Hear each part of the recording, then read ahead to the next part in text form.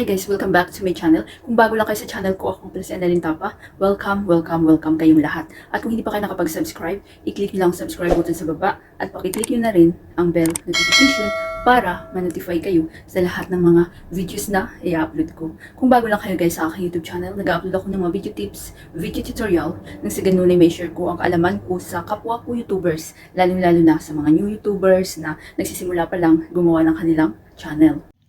Hi guys, sa video na ito i-share ko sa inyo kung paano ba gumawa ng YouTube banner or YouTube channel art ngayong 2026 at ang gamit natin is Canva. So napakaganda ng apps na ito guys. Napaka-helpful kapag kayo is content creator. So pwede siya sa Android, pwede siya sa iPhone. Ang gamit ko always is Android. So pag hindi niyo pa na-install ang Canva, i-install nyo. Then pagbaguhan lang kayo, mag-sign up lang kayo gamit ang inyong Facebook or Gmail. So ang gamit ko is Gmail. Then dito sa search templates, i-search nyo lang dito guys kung ano ba yung topic nyo. So, ang topic natin today, i-share ko sa inyo kapag mga gaming channel kayo. Halimbawa lang, gusto nyo gumawa ng YouTube banner para sa inyong gaming channel. So, i-search natin ang YouTube banner for gaming channel. So, take note guys na hindi lang naman about sa game, kung pwede anytime or any channel, any YouTube content ang magagawa nyo dito. Food, about food, cooking, travel. So i-check sa tutorial playlist ko guys at napakarami akong tutorial kung paano gumawa ng iba't ibang banner. So piliin nyo ang walang crown na sign kasi kapag may crown is may bayad. So Master gave, don't worry, napakaraming free guys, tingnan nyo naman, super daming free lang. So hanap lang ako dito ng halimbawa natin na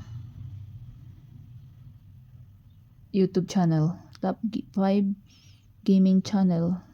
Nils Gaming Vlog. So ito wala siyang ano guys, wala siyang crown. So pili pa tayo dito ng simple lang. So tapusin yung video na ito guys para i-share ko na rin sa inyo kung paano ilagay sa inyong channel. So yun ang piliin natin para mapapakita ko sa inyo kasi pwede natin siya palitan ng sarili nating photo. So ito yung napili natin guys. Click nyo yan. Then, so gusto nyo palitan ng sarili nating photo, diba? Dapat sarili talaga nating photo para mayroon tayong originality. Mag-back lang tayo. So click nyo to guys. Then, yung photo, then hanapin nyo sa baba ang replace. Mapupunta tayo sa gallery natin. Maghanap lang ako dito ng photo ko guys na halimbawa ko. So, halimbawa ito. Halimbawa wala naman ito guys. Ayan, di ba? Sarili na nating picture. Ayan, photo ko na nakalagay dyan. So, kung gusto nyo palitan ng pangalan natin, syempre pangalan natin. So, i-click nyo yung Nils Gaming Vlog. So, palitan natin ng pangalan ng ating channel or ano ba yung gusto nyo.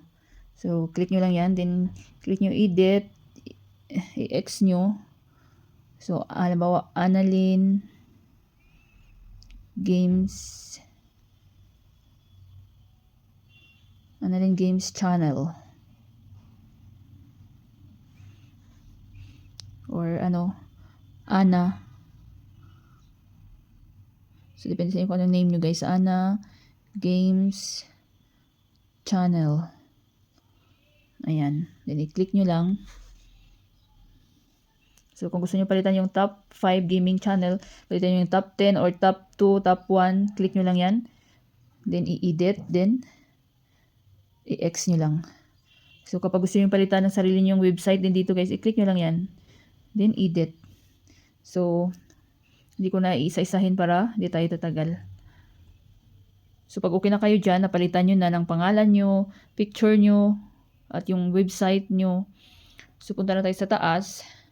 I-click nyo tong arrow, pababa. Then, kagandahan sa Canva guys, ang bilis niya rin ma-save. So, preparing your design. So, wait lang natin na ma-save sa ating gallery. So, yan, nakasave na yan sa ating gallery guys. So, make sure natin na save talaga siya. Check natin sa gallery. So, ayan na siya. Ayan. So, dito din ako gumagawa guys ng mga thumbnail. So, halos lahat nandito na sa Canva. So, ilalagay na natin yan sa ating channel. So, punta tayo sa browser. Ano ba yung gamit na browser nyo guys? So, sa akin is Chrome. Sa inyo is Internet Explorer, Firefox, at kung ano pa. So, dito sa Chrome, search box, kung ano yung browser na gamit nyo, mag-new tab lang ako. I-click nyo ang ayan guys, www.youtube.com/dashboard para madadirect tayo sa ating dashboard. So, dapat naka-login na kayo sa inyong channel. Then, click natin tong dot na black. I-make sure na naka-desktop site. Kung hindi siya naka-desktop site, guys, i-check nyo siya. So, sa akin, naka-check din, di ba? So, dito tayo sa channel, dashboard. So, dito sa gilid, ay nakita nyo music sign, guys. Itong pangalawa. Ayan, yung pangalawa na para siyang plus light. Yan, nandahan lang natin i-click. Ayan. So, yan ang channel customization. So, yan nakaagad ang, ayan, profile. Banner image. So, since mayroon akong YouTube banner or YouTube channel art, nakalagay dyan is change or remove. So, kapag baguhan kayo, first time yung maglagay, nakalagay dyan upload. So, click natin tong change or upload. Mapupunta kayo sa gallery nyo. Hanapin nyo yung nagawa nating banner sa Canva. Done nyo. So, ayan na siya guys. So, kapag first time yung gumawa is, i-done nyo siya guys. So, sa akin, hindi ko siya i-done. Dahil halimbawa lang naman ito guys. So, ang aking topic is about tutorial. So, ito is about gaming. So, i-done nyo. Automatic na masave yan sa inyong mga channel. So, pag meron kayo guys mga question, suggestion, or any request, comment lang kayo any videos ko at mababasa ko yan. Sana guys, may natutunan kayo sa video tutorial ko na ito at maraming salamat sa panonood. Kung meron kayong mga question, suggestion, and request, just leave a comment down below. At kung hindi pa kayo nakapag-subscribe, i-click nyo lang subscribe button sa baba at pakiclick nyo na rin ang bell notification para ma-notify kayo sa lahat ng mga videos na i-upload ko. Always be happy guys, be positive, avoid nega. See you next time!